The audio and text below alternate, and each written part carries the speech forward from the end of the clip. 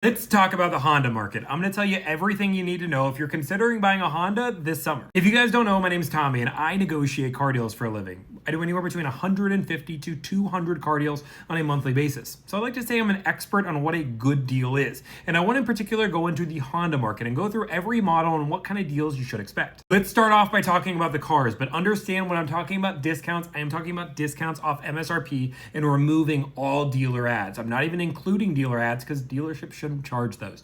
Now let's get into it. If we're looking for a sedan, Civic, or an Accord, the discount's about the same. It's anywhere between $1,500 to $3,000 off. You can get a little bit more on the higher trims on the Accord, but that's what I expect. Now with the hybrids, the discounts are a little bit less. I would go from $1,200 to $2,500 on average.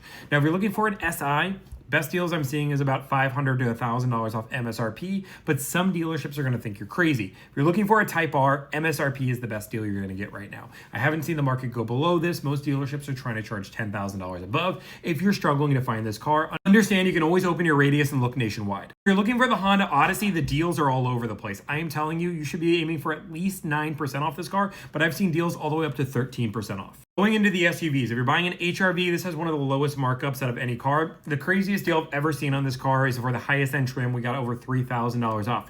That was an outlier. I don't expect a lot of people to get that, and that was almost a year ago. That being said, typically what I'm seeing off this car is anywhere between $1,100 being the maximum or minimum discount to $2,000 off. That is a pretty typical range. There is not as much markup in this car.